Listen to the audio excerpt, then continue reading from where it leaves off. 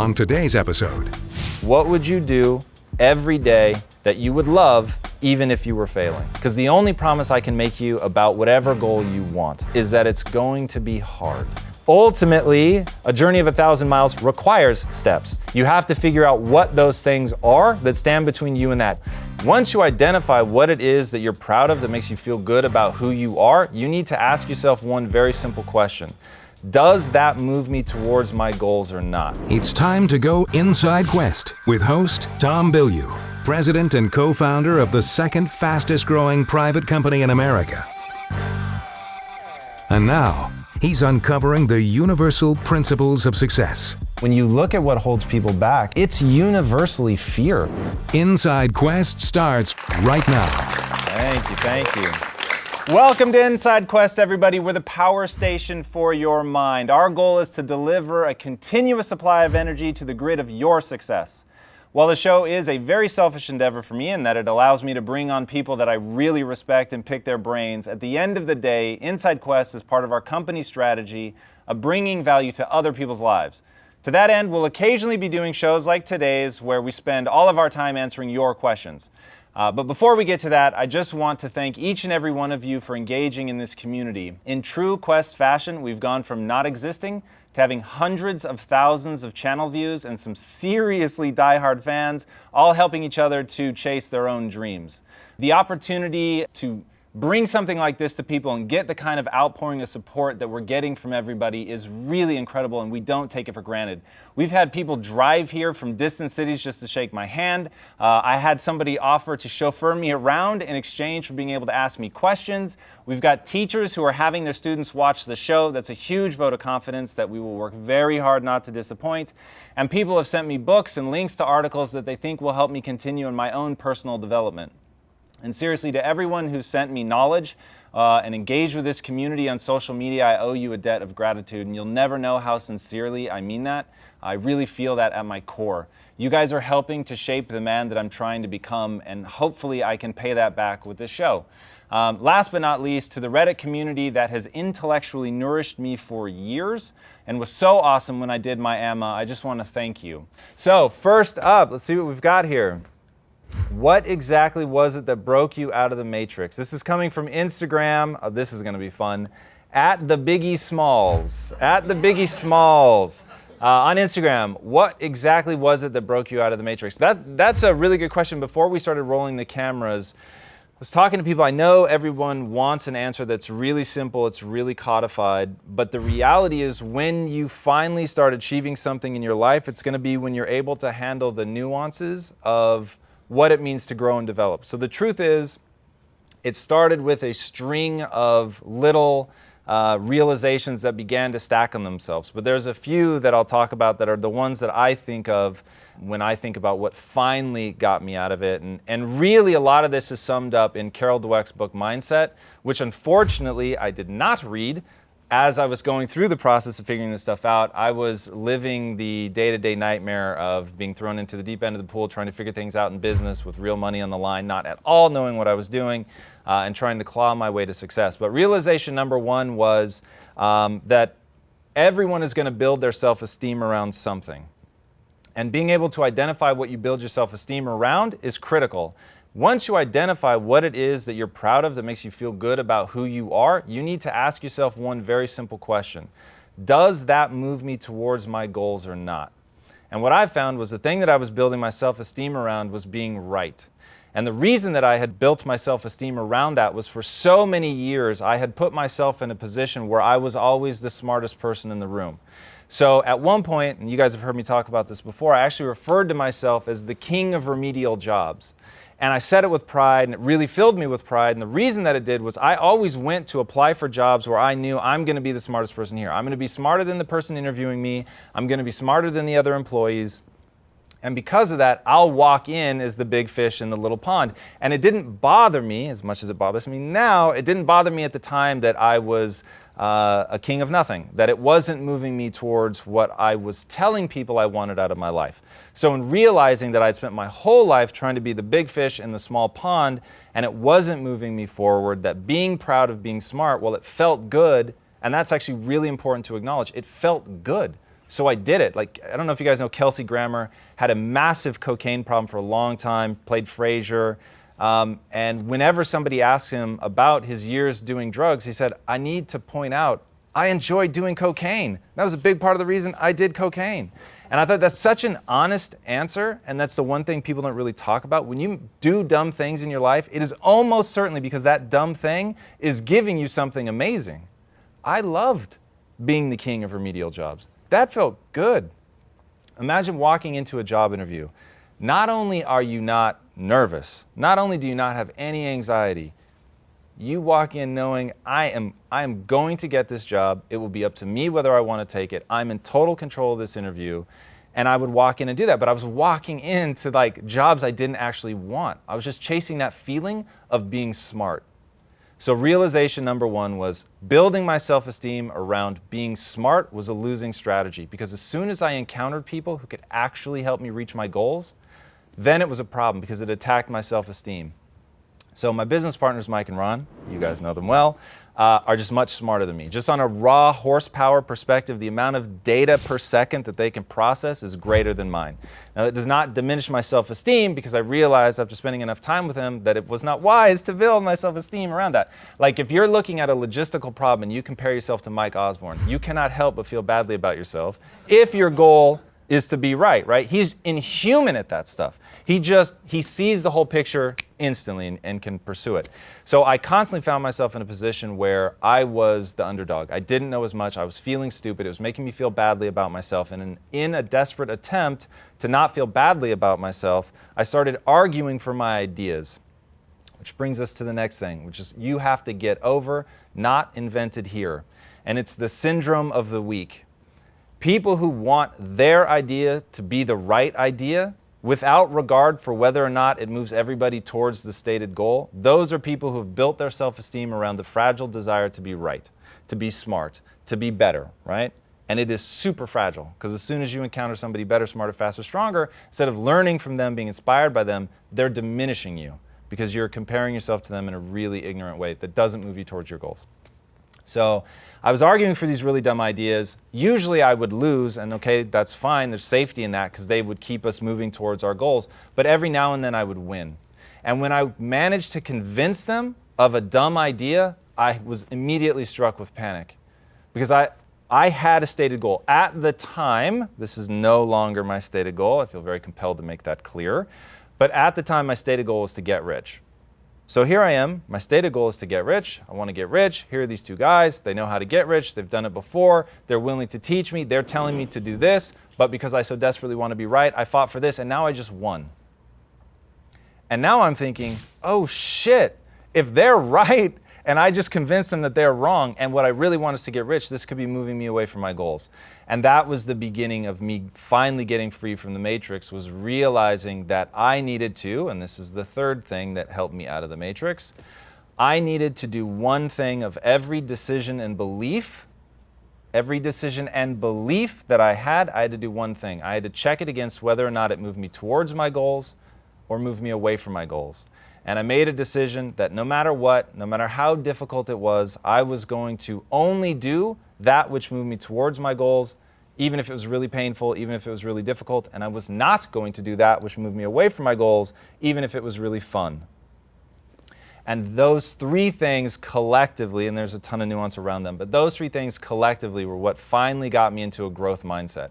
I no longer wanted to build my self-esteem around being right. I wanted to build it around identifying the right answer as based on what moved me towards my goals, and then putting more energy behind that than anyone else.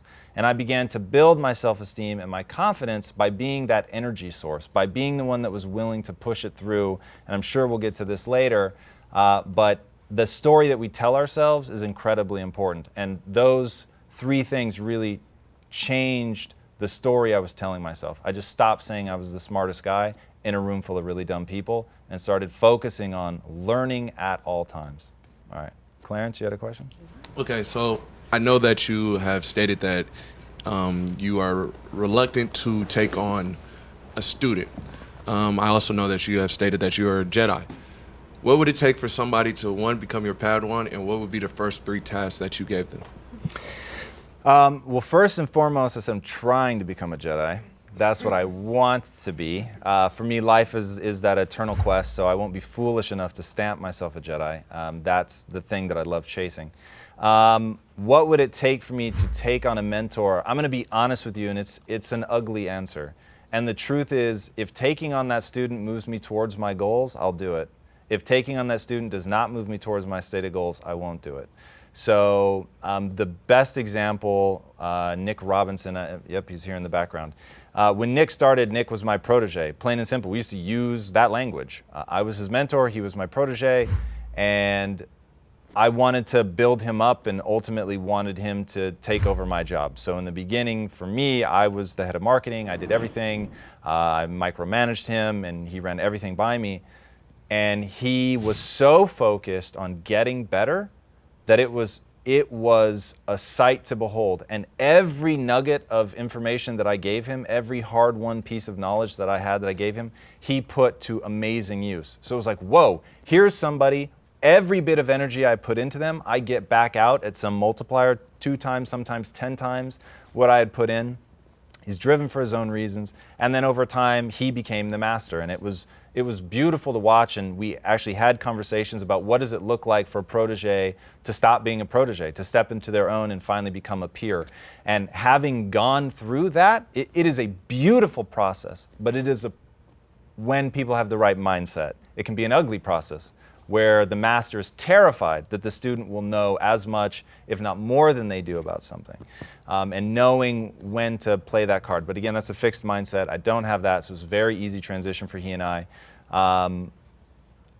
So it can be a truly, truly beautiful thing, but it's born of selfishness on both sides. So he wanted something from me, I wanted something from him. I needed to scale myself. And the only way to scale myself was to replace myself in given areas and move up higher in the pyramid.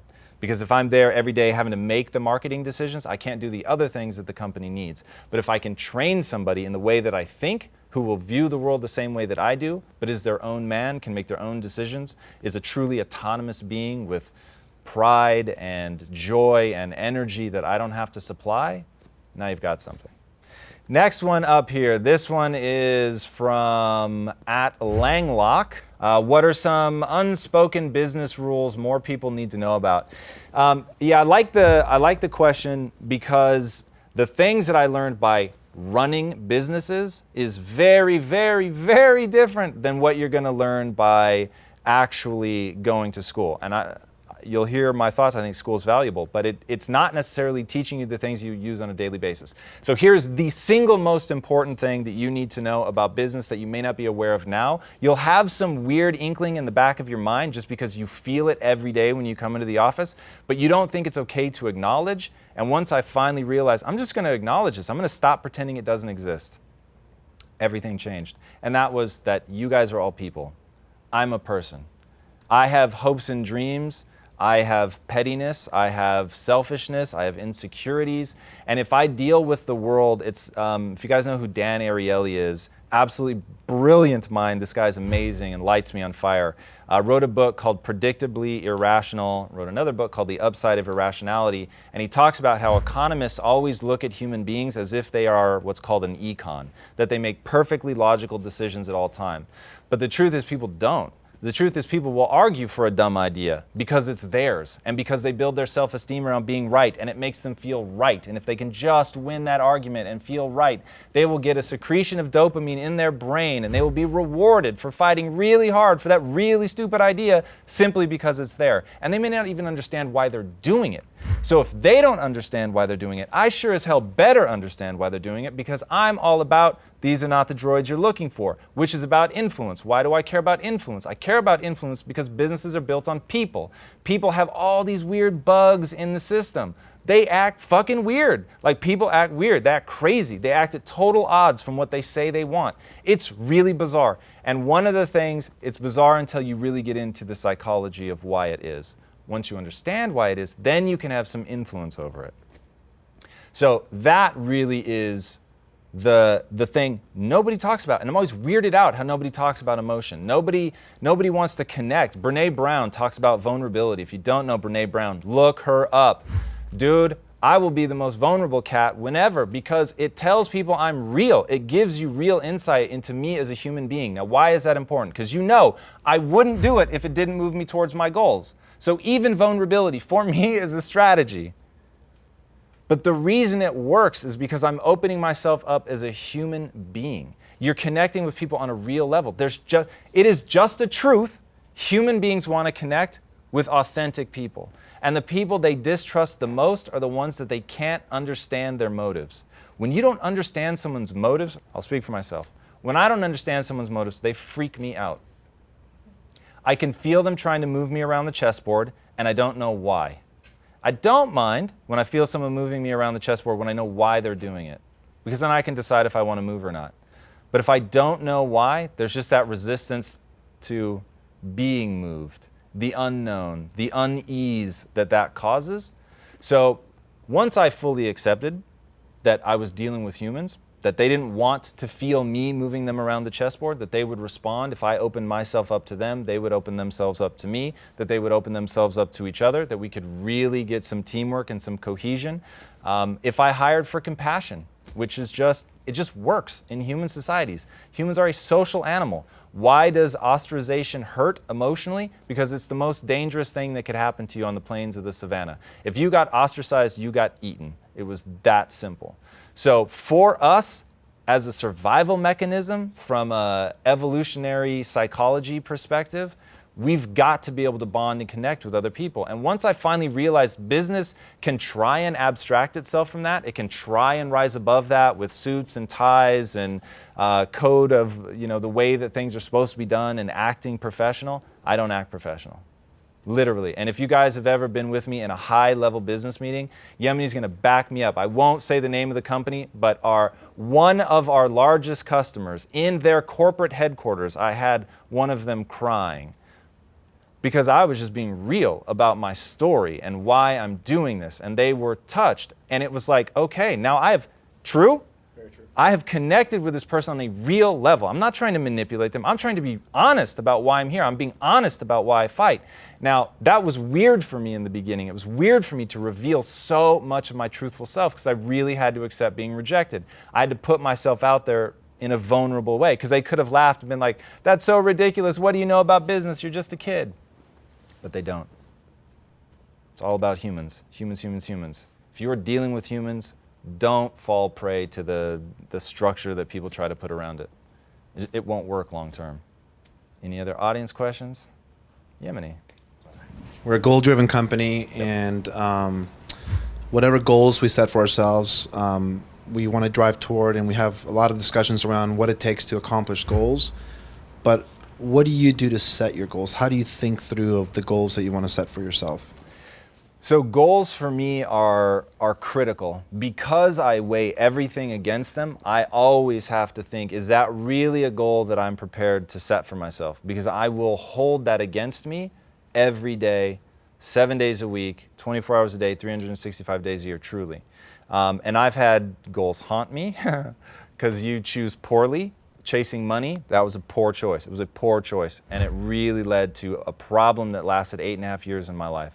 And it's the darkest period of my life. And it wasn't until I finally realized that it was just a dumb goal. And if I had just set a different goal, I could have done something much more profound. And obviously Quest ends up being the answer to that question. So I look at the things that I have real passion for. I look at the things that I think could help 1 billion people.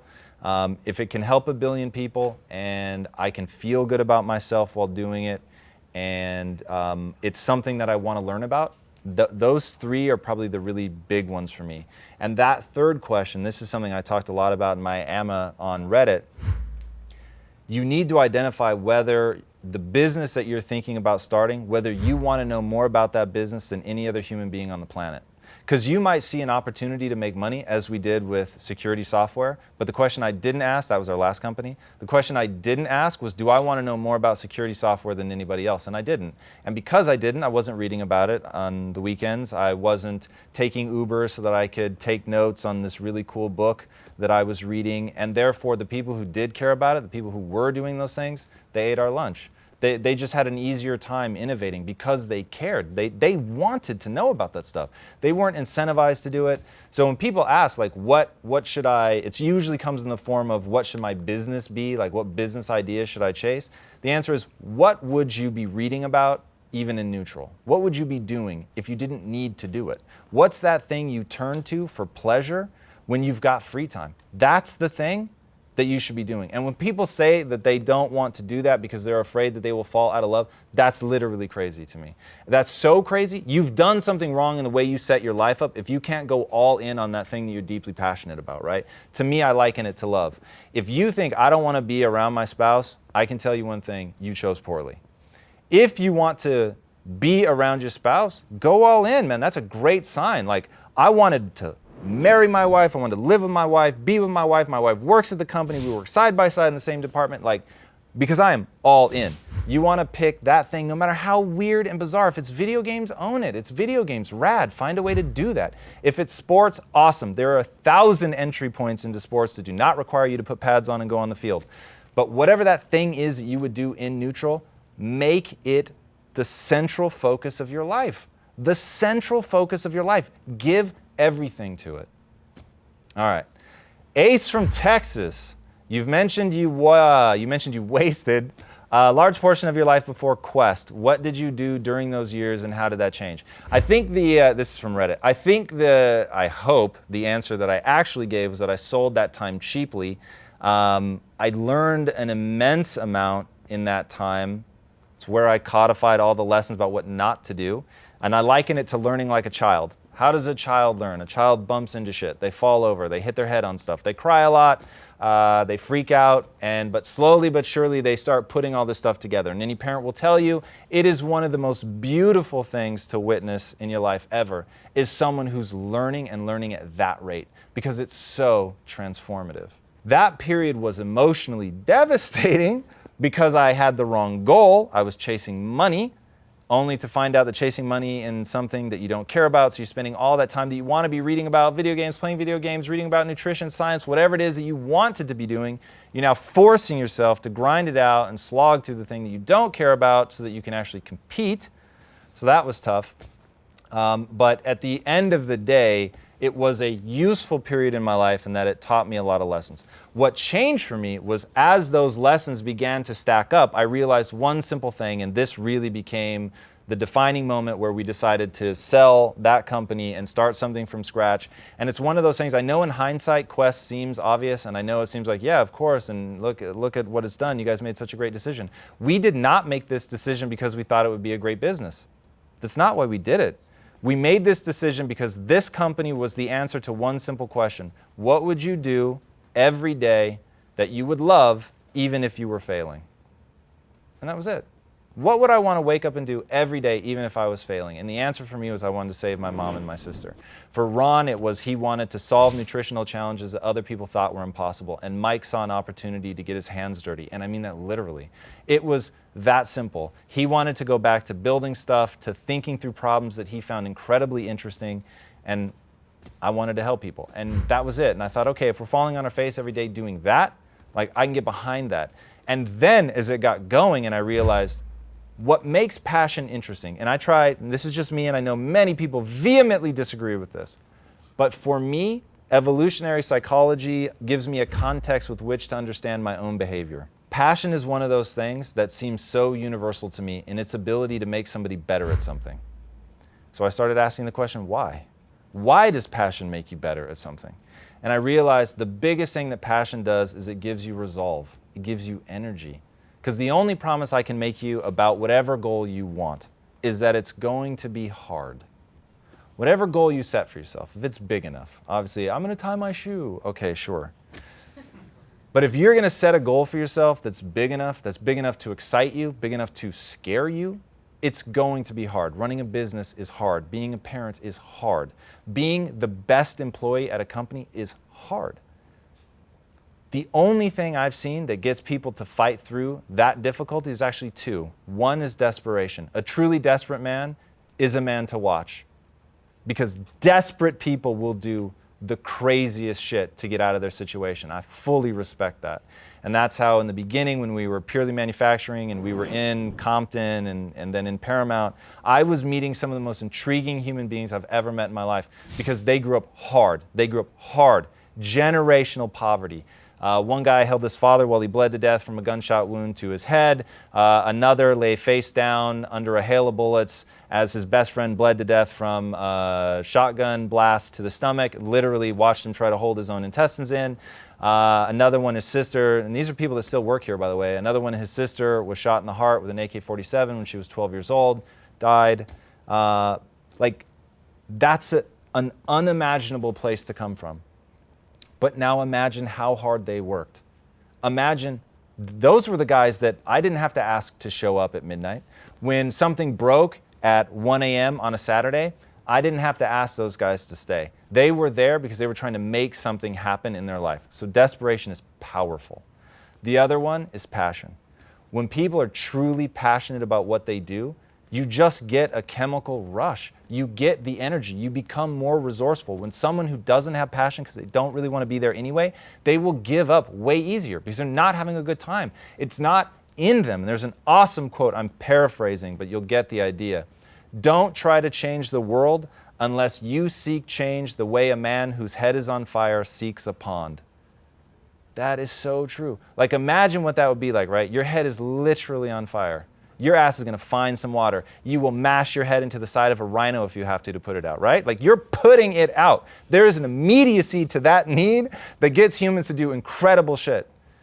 If you want to change your life, you've got to tap into something that gives you that same feeling. For me, it's passion. And for the people that I've seen that have that passion, something is burning inside of them. Wow, man, you can do incredible stuff. Now the follow-up, I'll ask my own follow-up question. Well, how do you find that thing that you're passionate about? Since I know that's the next question that people ask. In you right now is the ember of something you don't want to admit to yourself. I promise you. And if you let me interview you long enough, I will get to that thing. And you will resist me trying to get to that thing for a very long time. First, you'll give me a bullshit answer. First, you're going to tell me that you want to be happy. That's useless. I need to know what makes you happy. I need to know how you plan to be happy. Okay? When people say generically that they want to be happy, they might as well tell me that they want a hit of meth because they're just saying I want a chemical state. Great. It's transient. It's going to go away. That's not very useful for you. Then, once we get past that you want to be happy, you're going to guess at some random things that make you happy. I want to be around my family, all that. Okay, well, let's put that in context. You're here seeking a job, or you're asking me a question about being an entrepreneur, and you're telling me that the thing that makes you happy is being with your family. I can't help you with that. In fact, I'm going to do the exact opposite. If I do my job, I'm pulling you all away from your family all the time. I'm trying to get you to commit so deeply to what we're trying to accomplish here that you're going to be absent just from a physical time perspective. And my only hope is that I light you on fire with so much passion that I send you back to your family full of joy, optimism, and a vision for you being able to do anything you want. Now that's infectious. Your family will love you for it, and they'll push you right back into my loving arms. But that's still not the truth. That's me feeding you answers. So once we get past that and we paint that picture, we finally get to I don't know, which is the truth that lies on top of the better truth that I'm going after, which is that thing underneath that you never thought you were able to acknowledge that is the thing that you really want. And for me, it was finally admitting that I didn't have to wait for my family to make good choices. I could find a way to trick them into eating healthy. Once I honestly accepted that that's what I wanted, that I was not prepared to wait, that I was going to be a Jedi. I was going to walk up to somebody and I was going to get them to do things that was quite literally against their will. And I was going to make them want to do it. And it was going to be better for their life. And they were ultimately going to thank me. And I was going to do it without any force at all. I was going to do it by understanding them as a human being, by attaching myself to the things that were already working for me, their biological impulse to eat something that they crave, their biological impulse to soothe themselves with food. I knew, I've got all that. I know those levers are there. So now I just have to do the hard work of making something that's actually good for them that has all of those taste pathways. But I'm going to leverage that against them. Look at our packaging. That packaging, the Quest wrapper, the Quest box, all of our marketing materials. We do not show you people with abs. What we show you is delicious food. Because your ass wants to eat. You want to enjoy what you eat.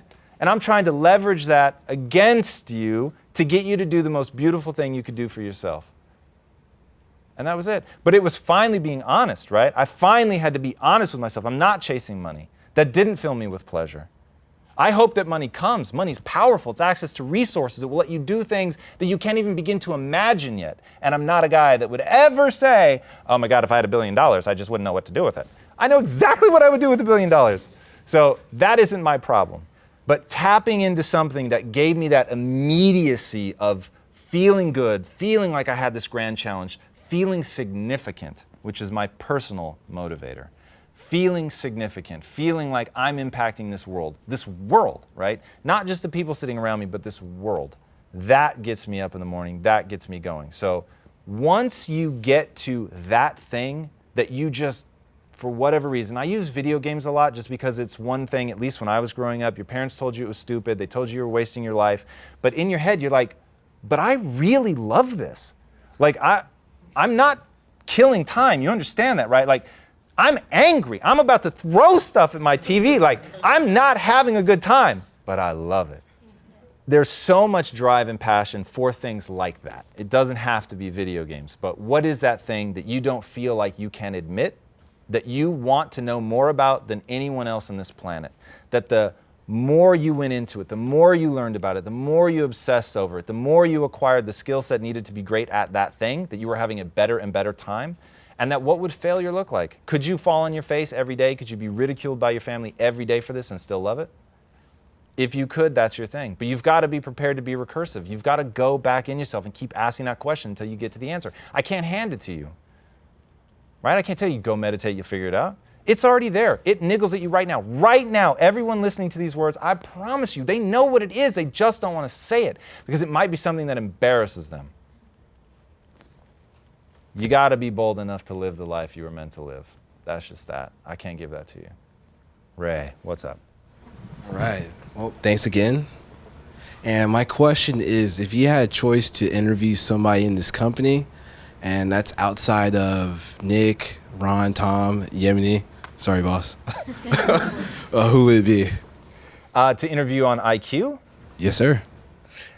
I'm gonna surprise you with this answer, but it wouldn't be surprising once I did it. I would interview Chris Vandepolder. Chris and I have been best friends since 19, 20 years old. I've known him for a very, very long time. We have changed as human beings together, and it's been very fun to see. But any one person only ever gets to see Chris at the current thing that we're doing. So you guys get to see him at Quest, and you think, oh my God, the guy's amazing at food science. So yeah, I mean, of course, that's Chris. He's great at food science. But at the last company, it was Chris, and he was great at computer science. And before that, he was great at what he was doing there.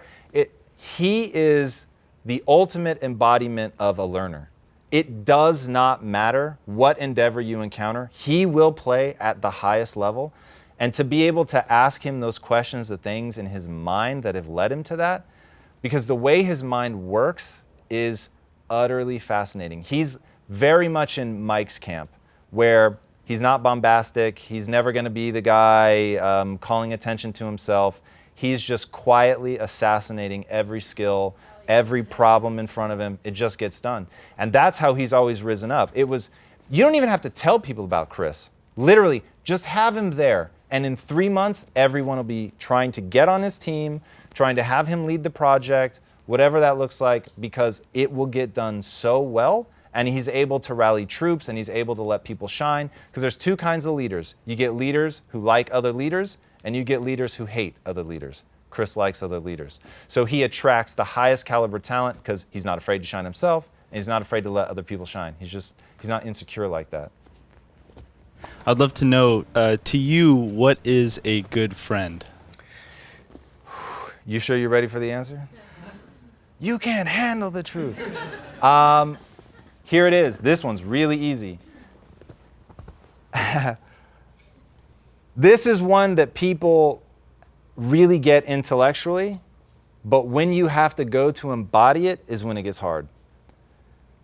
What I look for in a friend, I don't want sympathy. I don't want sympathy. Sympathy is what you have when you have self-pity for yourself. And when you pity yourself, you have no problem pitying other people. I don't pity people. I have all the empathy in the world. When people are in pain, I feel that pain. What I need from my wife, and this woman is ninja level at this. Ninja level. Honestly, Quest wouldn't exist today, at least not in the form that it does, without her, because back at our old company, when I got just to the point, an emotional breaking point, it was her that gave me exactly what I needed in a friend, and it goes like this. When I'm dropped to my knees, do not get on your knees with me. Do not put an arm around my shoulder and tell me everything is going to be okay. Stay standing. Offer me a hand. Pick me back up to my feet. Brush me off and paint a vision for success. Show me how I'm going to overcome this. Help me become the person that I'm trying to be. Help me be the person you believe I can be. And rebuild my sense of confidence. Rebuild that thing that I need to move forward. And that is my wife. But that shit is hard. Because when you're on your knees, what you really want is someone on their knees with their arm around you. Misery loves company for a reason. So in that moment, to actually be able to do it in a way that the person can hear, to help them back up, to brush them off, to paint that picture without just making them feel hopeless and alone, right? Because when you cry out for somebody and they come with, you got this, man, you can do it. It's like, that's not what I want to hear. Like, just put an arm around me, tell me everything's going to be okay. So it's finding somebody that can get you back up, that lets you know, man, I'm here. Like if you need to wallow for a bit, I'm here. I'm just going to sit here chill as hell. I'm not going to say a word. And when you're ready, I'm going to pick you back up. That's a friend. Okay, so when you don't have someone around, when you're having a bad day or something that is not going your way, how do you snap out of it or shift your mindset if you're starting to go a little bit dark? Like, do you have a mantra or something physical that you do to kind of snap out of it? Very, very much so. I'll answer that in a couple ways. So we all have our limitations. One limitation I have, it is very, very difficult to put me in a dark mood. But once I go. And I go all the way. It's how I do everything in life, right? Most things I just don't mess around with. I'm not going to get involved in that. But once I decide to get involved in something, I'm going all in. Like, that's it. No stopping, all the way. Do not pass go. Do not collect $200. Just race. And it's the same with a bad mood.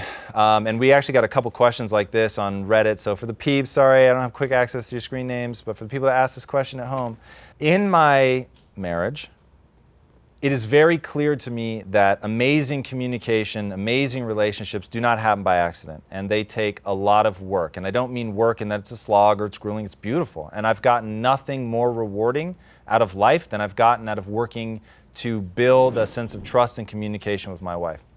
So it would happen every now and then. I would get, and something would happen. And here's what I always tell people. Let's say that my wife did something wrong and she pissed me off. And for real, like I have every reason to be hurt. She has actually done something to violate our code. Whether she meant to or not is irrelevant. She has, right? And now I'm upset and I have every reason to be upset.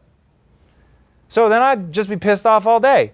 Like totally inconsolable. There's nothing that she could do, because as she tried to console me, I was like, wait, like you've got incentive, right? You've got motive to cheer me up because you feel bad and you don't want to feel bad.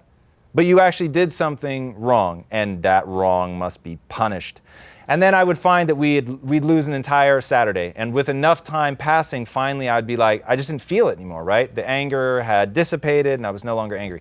And every time, every single time, I was like, why did I waste my whole Saturday being annoyed? This woman loves me. She wants good things for me. And even though she upset me, she didn't mean to upset me, right? She did. And yes, I had every justification to be upset, but she didn't mean to do it. So as long as I believe that she loves me, as long as I believe that she didn't do it to upset me, what good was it staying angry all day? So I wrote myself a letter. And the letter went something like this. Hey, me, it's me. I'm writing to you from a sober emotional state, and I'm letting you know right now that you may have every reason in the world to be pissed off right now. But you know, once enough time passes, you will regret having stayed angry.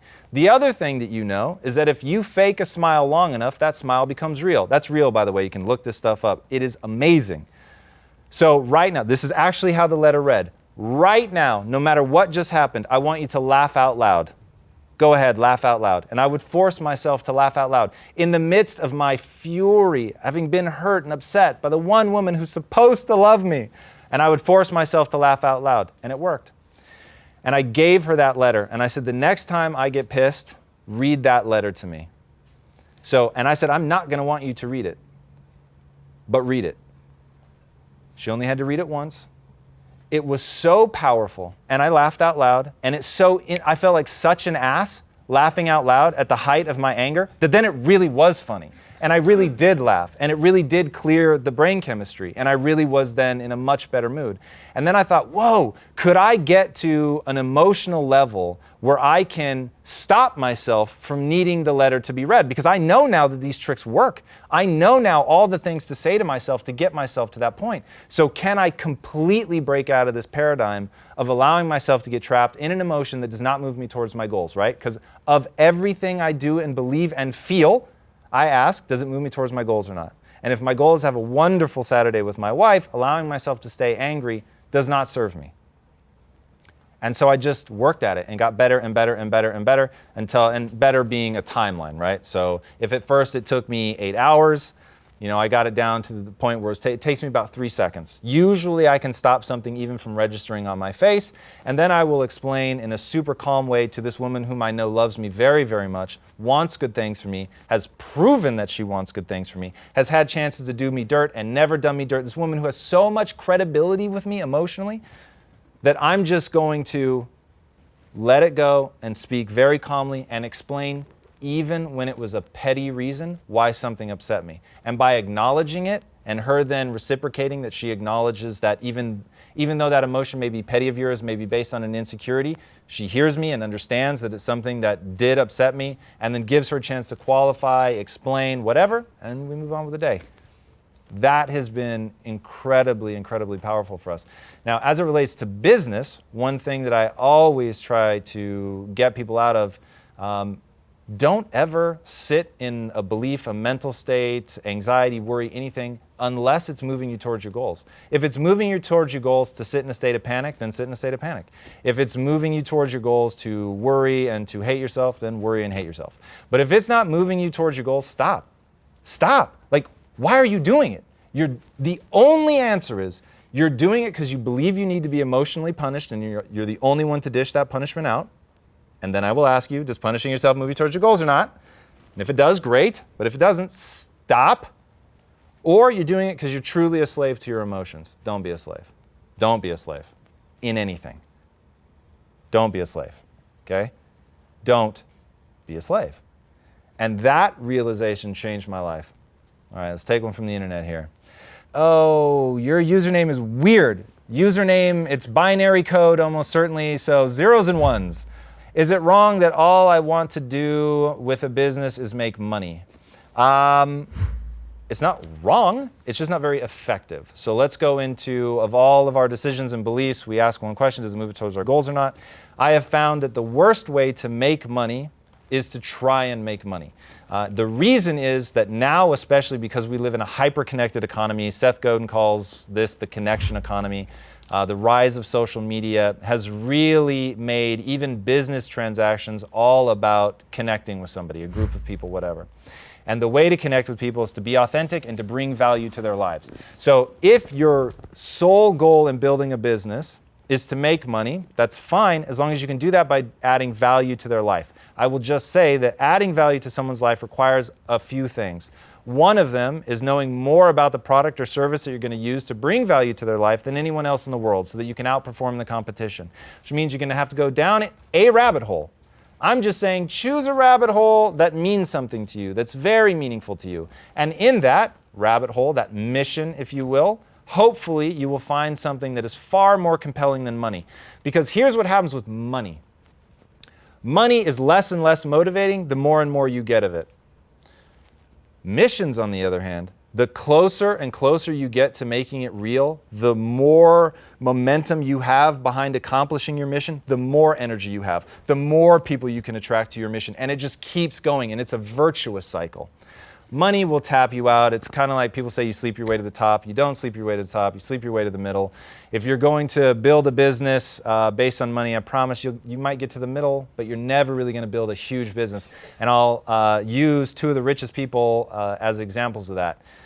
Your boy Bill Gates, he was all about getting a desktop on everyone's computer, and we see that really did change the world. That was a pretty worthy goal to have. Did he get rich in the process? Absolutely. Warren Buffett, who may seem on the surface like the man who's most purely motivated by money, but he won't even give it to his kids. Why? Because he knows it would rob them of the joy of playing the game. The game for him is the juice. The money's a scorecard. He just wants to see how many points can I score. And that's why he lives a very average life. He's lived in the same house for 30 years. This guy could buy countries, and he lives in the same house in Nebraska. But he lives there. That's the life he wants to lead. It's not about the money for him. He really does have a mission to see how many great companies he can build, how far he can rack up the score. So find that mission. The money will come much more easily because you'll have the energy, the passion, the enthusiasm required to do the things you need to do to actually generate money. Because the days of bamboozling people with great marketing, they're dead. All right, back to the internet here. How do you motivate yourself to keep stepping forward on days when you don't feel amped up? So that ties a lot into some of the things we've talked before, so I'll keep this one brief.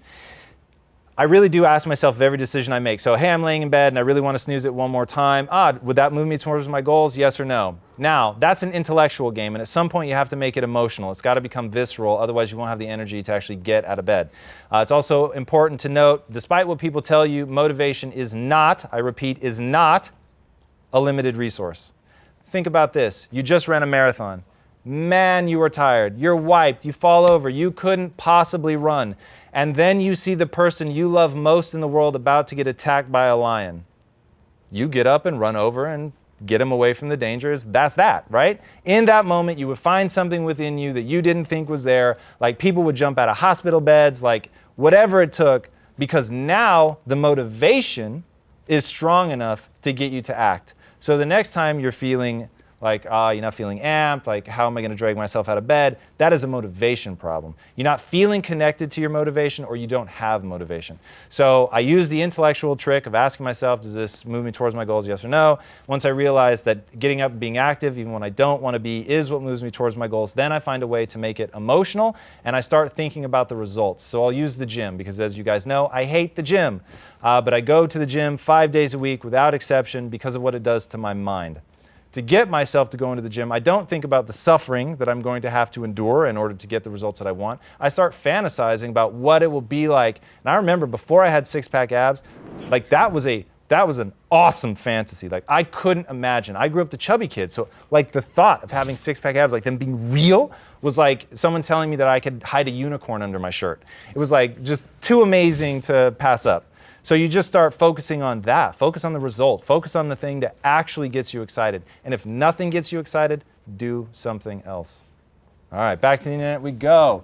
David Parsons, how do you go towards your goals? Do you look at it every day and visualize completing it, or do you break it down into actionable bits and only focus on those bits every day? I promise you, he's English, using words like bits. I love you already. Okay, I break things into bits. I think that's really the only way. So I, at all times, have a grand vision for what I'm trying to accomplish, but at the end of the day, you're not going to be able to accomplish that afternoon, and every quest that you're on, no matter how big or small, can be broken down into steps. Ultimately, a journey of 1,000 miles requires steps. So you have to figure out what those things are that stand between you and that. Could be the acquisition of a skill, could be making a phone call, could be making a product or a sale, whatever those things are. And I keep a detailed list. I have it on me at all times. I use Evernote, so truly I have it on me at all times. And it is titled, The Only Thing That Matters. And I focus on those things, and I go through the list. Sometimes I start at the top and work my way down. Other times I start at the bottom and work my way up. Sometimes I start in the middle and go crazy, just to make sure that I'm always touching those things. If, when I come to one of those bits and realize that for the last few weeks I haven't taken action on that bit falls away, because clearly it's not that important. And I make way for the other things that really are important. And I absolutely obsess over that list. If you guys have ever wondered why I shut the door in the mornings, it's because I'm going over that list. That's what every morning is about for me. Oh, and stop checking email. If you get one thing out of this conversation, stop checking email. And if you absolutely have to check it once or twice a day. Use Tim Ferriss's batching method. But do not, under any circumstance, in fact, if you're in my downline, I'm going to have Jerome walk around with a stick, one of those meditation sticks, and if he sees you reading an email before like 11 a.m., he's just going to hit you with a meditation stick. Because you're letting other people control your agenda. What are you doing? I don't check email because it lets other people control my agenda. And that is me admitting I don't know what to do with my life. I need other people to control my life. Are you really willing to say that? Like, I don't care how amazing your supervisor is. Are you really saying that they get to control your time?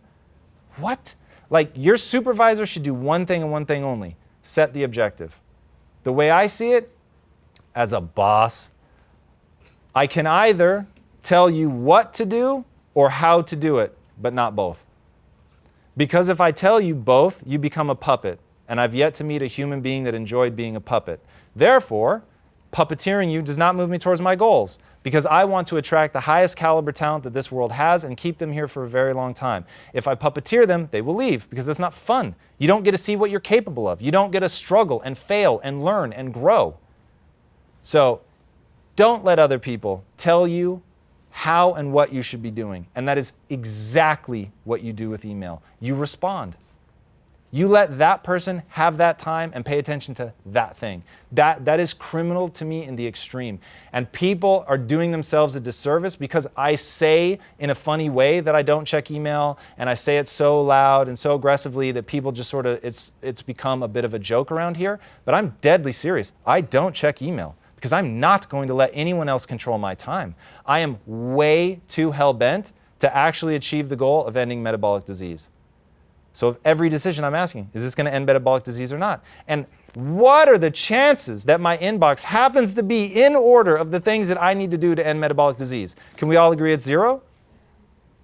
So the fact that you guys walk in and check your email like that, I weep for you. I weep for anyone who wants true success in their life. If you open up your email first, like, that is legitimately crazy. So Tim Ferriss, thank you for introducing me to the principle. I read the 4-Hour Work Week. The kid made it nice and super clear, and I've been enacting it since I read it, and I read it like 8 years ago. So boys and girls, it's not like you can't achieve if you stop checking your email. So what is like a physical accomplishment that you want to do, such as climbing Mount Everest? Is there any physical feat that you want to accomplish before everything's said and done? I'm a bizarrely non-physical guy. So I'm a terrible athlete. I'm ridiculously clumsy. Athletics has never been my thing, so I don't even really think in those terms. What I think in is mental terms. What are the mental things that I want to be able to accomplish in my life? And those are legion. I sum it up by saying I want to be a Jedi. At the end of the day, it's really about persuasion. It's about being able to control my own emotions and being able to guide the emotions of others in order to get them to do something beautiful for their life. Right? I want Quest to be the most beautiful thing that's ever happened to anyone who encounters it, whether it's as an employee, whether it's as a vendor, or just a customer eating the bar. That's the goal, to make it the most beautiful thing that's ever happened in their lives, which means it has to serve their goals, their desire for success, not mine, not even ours. It has to serve theirs. So those are the things that I think a lot about. What are the mental skills that I have to acquire in order to get good at that? People say that physical activity can help you excel your mind, and it's a gateway to overcoming it. So wouldn't you think that is somewhat of a fixed mindset to say that you're not athletic or not able to do those type of things?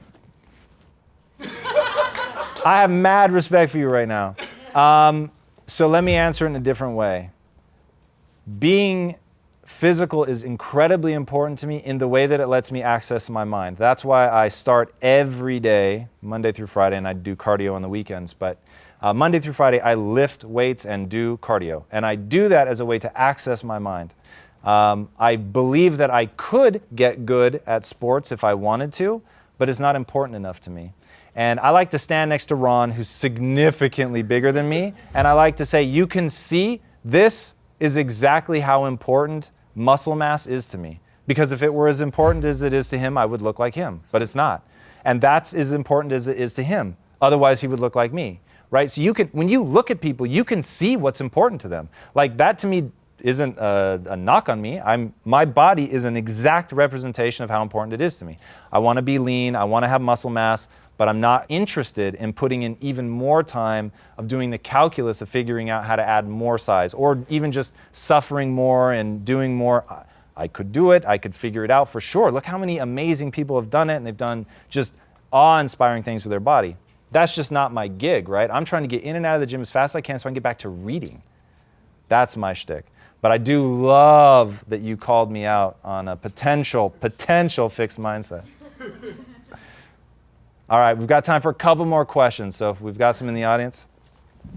Earlier, you were talking about being a mentor. Do you have a mentor, and who and why? I've had many, many mentors in my life. The most profound mentors are authors. So when I look at if you were going to really force me to tell you what the secret to my success is, very simple. I read a lot. And when I say that, however much you think that is, I read a lot more than that. So to give you an idea, first of all, I do all my books on audiobook because I can listen to them at 3x. It means 3 times the speed. They sound like chipmunks, but it's amazing because you can get the information really, really fast. I listen to books while I shower. I listen to books while I brush my teeth. I listen to books while I change my clothes. I listen to books while I'm driving.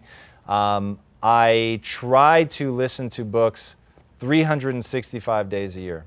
I am trying to encounter new knowledge. If you've ever really paid attention, in my office, above my head, I have the most important sign hanging, and it says II equals IO, which stands for ideas in equal ideas out.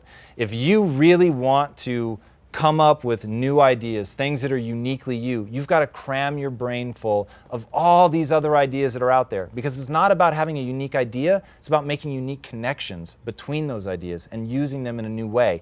It's startling when you read the Stoics and the classics written so long ago, and yet they're still relevant today. I don't think people should be disheartened that people came across all these brilliant ideas back then and oh my God, there's no new ideas. There may not be new ideas, but there's new context, there's new connections. Put it all together, it will come out in a very unique way that is unique to our time, unique to your circumstances. So ideas in, ideas in, ideas in, you've got to get them. I'm totally obsessed with reading. And I hated reading as a kid. So if you're thinking right now that you hate reading, it's total BS. Don't allow yourself that excuse. Ask yourself, does it move me towards my goals or not? And I promise you, not reading does not move you towards your goals at all. All right, final question. Yep. So you obviously have a voracious appetite for reading and for attaining knowledge and learning. And you've shared a list of 25 of your top books, I believe, with some of us. You are hugely passionate about film as well. I'm wondering, do you have like a top 3 of your most like profound films or films that have affected you the most? And do you think you'll take a stab at making a film ever? Yes, so I absolutely have films that have impacted me tremendously. I'll give you 2. The Matrix is the most influential movie in my life. To me, codifying things is so important, and if you're not familiar with that word, codifying is simply the act of taking sort of abstract notions and making them very concrete, turning it into a list or an idiom, something that you can repeat. It's making it so it's easy to transmit, right? Turning it into an instruction manual. And that movie codified for me the feeling that I had, that I was lost, that my life could be different, that I could be different, but I just didn't know how to make it true, and something was stopping me. And then it showed me the path, right? The realization that I was self-limiting. I mean, that's really the moral of the Matrix, right? You really think that's air you're breathing? It's pushing him past the limits that he's put on himself mentally. In the end, I've watched the movie so many times you can't imagine, and right now I have the chills from thinking about the part that I'm about to tell you. When they shoot the guns at Neo at the end and the bullets are flying at him and he just goes, no, and they stop, oh my, like that's what I'm going for. Like that's it, that's the shtick for me. Like to get to the point where people can assail you for whatever reason. Obviously I'm not trying to block bullets, I'm just gonna try to be not in a place where bullets are flying. That's step 1. And step 2 is just get the hell out of the way. But what it stands for, what the metaphor is about, getting to that point where you have control not only over yourself, but you have control over the outside world. And I'll give you an example of control over the outside world as I see it. I look at people eating unhealthy, Everyone else is telling you eat less, exercise more. And I know that's not the answer. If I actually want to have an impact, if I actually want to control the outside world, I have to acknowledge the real way that that's going to happen. There are biological impulses way more hardcore than my current abilities that are leading them to eat things that are sweet, that taste delicious, that are convenient, all that. Why don't I just give them one of those, but do the really hard work of making it healthy? And that was my matrix moment. That was me saying no. And the bullets just stop and pick them out of the air and they drop, right? Because you actually figure out this world. There's a great quote from Steve Jobs that sums up the matrix as well. Once you realize that this world is built by people no smarter than you, you realize you can do anything. That's a paraphrase, but the quote is very, very famous. And that was, I wish it had been said, it's tough. I wish it had been said by someone other than him, because it's so easy to look at him and go, well, you're a super genius. It's easy for you to say that. But that has held true for me. And I really went from being the kid, and still to this day, I think I have increased my IQ, but even now, if I took an IQ test, it's not going to be off the charts. And IQ is not a predictor of success. But I have met opportunity after opportunity where I realized, wait, I can do this. I can walk into this room and make demands. I can walk into this room and be me. When you figure that one out, when you realize I'm going to walk into this room and be me, and if they love me, fantastic. And if they don't, so what? Because I know the super secret to humans. If you've got the guts to be you, somewhere deep inside that person, even if they show you nothing but hate, they respect you so much because they're afraid to be themselves. But they want to be so desperately. So if you ever wonder why, the people who attack you most aggressively are the people who see in you something that they can't have. The lady doth protest too much. When people go after something, I promise you there's something hiding in that for them that makes it such a hot button issue for them. Realize just how far you can take things. Realize that you can be yourself. Realize that this world hungers for your voice and not you doing an impression of someone else. And with that, I will leave you, and thank you guys very much for watching.